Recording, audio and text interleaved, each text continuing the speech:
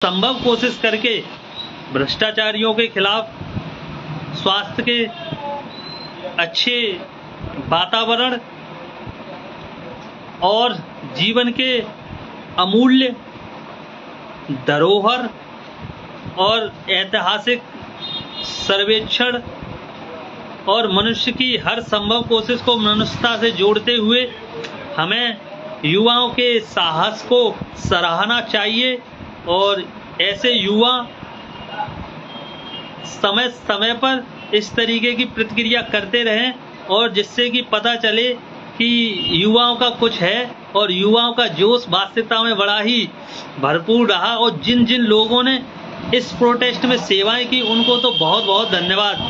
किसी ने पानी पिलाया, किसी ने खाना खिलाया, किसी ने वहाँ के आस पड़ोस के वातावरण से गंदगियों को बटोरा और उन्हें उस वातावरण को एकदम साफ किया। और जिस व्यक्ति ने जिस रूप में सेवाएं दी हैं उनको उस सेवा का फल अवश्य मिला है और मिलेगा, क्योंकि कहा भी है और होता भी है, तन मन धन से भी ऊंची वह सेवा कहलाती है और सेवा का होना बहुत आवश्यक है।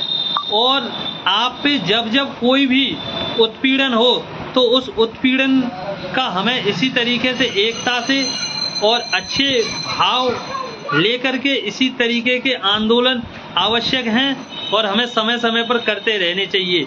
और ये प्रेरणाएं हमें केवल और केवल हमारे भारत का संविधान देता है और संविधान का होना बहुत आवश्यक। और ये जो प्रोटेस्ट हुआ है ये किसी भी पार्टी ने नहीं किया है, इसमें किसी भी पार्टी का कोई रोल नहीं है। ये केवल और केवल युवाओं का रोल है। और युवाओं का रोल ये बताता है कि कश्मीर से लेके कन्याकुमारी तक और गुजरात से लेके पश्चिम बंगाल तक और भारत के सभी स्टेटों से जितने युवाओं ने अपने अपने प्रोटेस्ट किए हैं इसके लिए बहुत बहुत धन्यवाद और शुभकामनाएं। आपसे मेरी यही प्रार्थना है कि आप हमेशा स्वस्थ रहें, अच्छे रहें और अपने मस्तिष्क में हमेशा सुंदर वातावरण को बनाएं।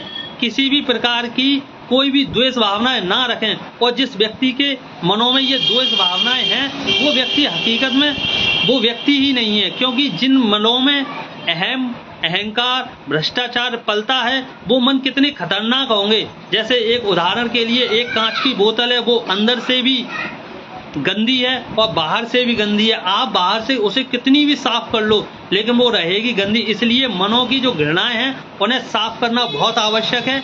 और इन्हें वही जो साफ जब होती है, अंदर का प्रदूषण सबसे ज़्यादा खतरनाक होता है और बाहर का प्रदूषण भी खतरनाक होता है, लेकिन सबसे ज़्यादा अंदर का होता है। अंदर का प्रदूषण हमें केवल मानव को मानव पहचानने में गलती कर देता है।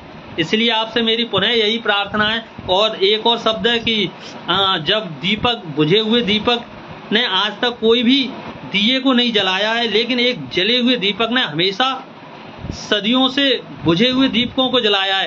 तो हमें हमेशा जले हुए दीपक बनना है और समाज में अंधकार नहीं फैलाना और समाज को हमेशा से हमेशा उसे रोशन ही करना है। हमें हमेशा एक रोशन दिए की तरह जलना है। आप सभी से मेरी पुनः यही प्रार्थना है, आप सभी स्वस्थ रहें, अच्छे रहें और इस तरीके के शिक्षा हमारे पास अगर कोई भी चीज़ है तो वो केवल और केवल एजुकेशन है। हम शिक्षा के बलबूते से ही आगे हैं।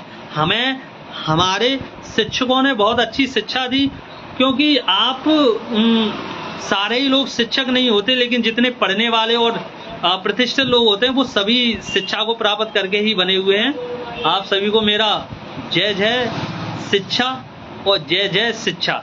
आप सभी को मेरा पुनः नमस्कार। आप स्वस्थ रहें, अच्छे रहें, यही मंगल कामनाएं हैं।